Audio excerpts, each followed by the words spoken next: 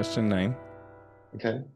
Not everyone gets paid to create something they are passionate about, but where do you see the value in people still pursuing their passions even if they aren't getting paid?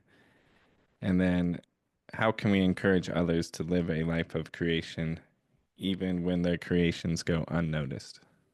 Oh man, that second part's hard to answer. I think it's so important to not let people get discouraged. And the last one we talked about positivity, and like I think kids have a tendency to get frustrated because they might not necessarily have developed the tools to deal with problem solving issues. I think patience is such a huge part of it, especially if you're not getting paid to do what you're passionate about. You know, I think a well-adjusted human being sees the value in doing things creatively, but it's so important to not discourage people from being creative.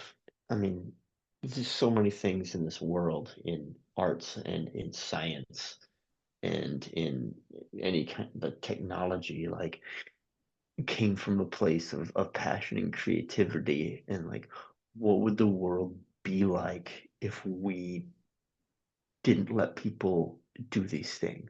And, you know, and in so many cases, like important breakthroughs might not have come from someone who was necessarily getting paid to do it, but it happened anyways.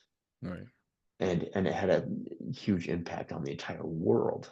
I can't convince you know, the person next door that, doing something, you know, creative and fulfilling that isn't going to net them any kind of material value is worth it. Right. Like, I don't know how you convince someone to do that, but it's true. Like, Right. even though you're not creating something that's going to be lucrative or even like physically tangible, it's important. I just don't know how to express it to someone who might not have the same values as us. I would say the whole basis of punk and hardcore, it was no one was getting paid. Mm-mm. It And was pure passion. yeah, when you think about it, like the most important bands, most important record labels didn't happen because someone wanted to have a successful record label. They did it because they had to. Right. Like no one would put out a Black Flag record, so they started their own label. SST Records was born. No one wanted to put out, Teen Idols and Minor Threat records, so Ian MacKaye did it themselves. And those two labels are literally the blueprint for what every single other label in the scene does. Like Great. they're it. And they were they didn't think for a second about financial success.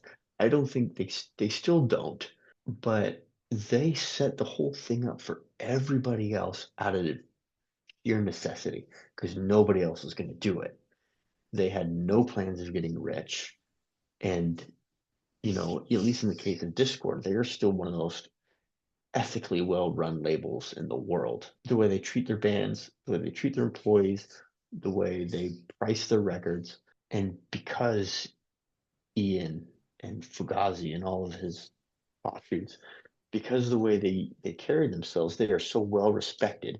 They can stick to the most dogmatic ethics they have and still make a good living because they're that important and they held that strong to their integrity. I was just thinking about, my youngest son tonight was like, I want to put on a concert for you guys, and he just sang a ridiculous song about Legos being everywhere. And I think, it's easy as a parent to just ignore your kid who just wants to do something goofy and, silly. But it's like, me and my wife and my oldest son came out and sat down on the couch and watched him perform this song. And it's like you could see it's soul fulfilling to him because we all took the time to sit down and just Yeah. watch him go crazy. You taught him an extremely important lesson that you validated his expression. Right.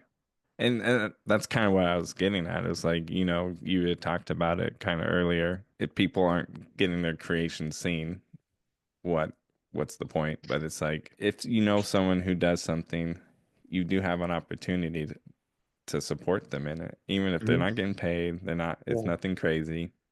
Just If showing up yeah, sometimes is all you need. Like you said, buying a ticket to the punk show, you're there. You made an you made a impact. difference. Yeah. And it doesn't matter if your kid is singing to three people in a living room or 3,000 people in a venue.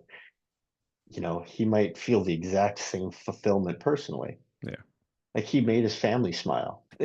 How cool is that? Right. At six You years know? old, it's all he needs.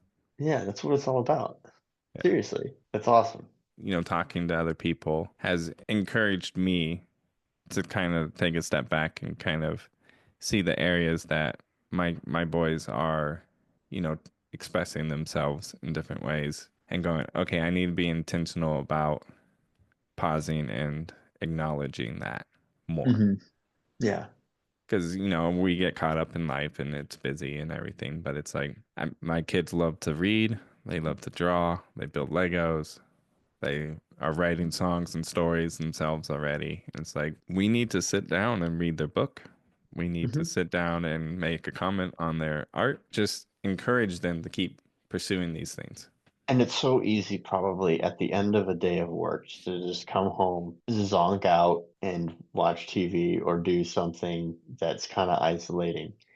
Right. It takes effort to be that present in Yeah. their lives. Maybe I'm a little bit biased because of what I do, but being a facilitator of creativity in other people's lives is probably might be more important than the creativity itself or the creation itself. Every important piece of art and discovery is not just about the discovery itself, but it's the people who made it happen behind the scenes. Right. And I mean, it's people like you who present it to the world.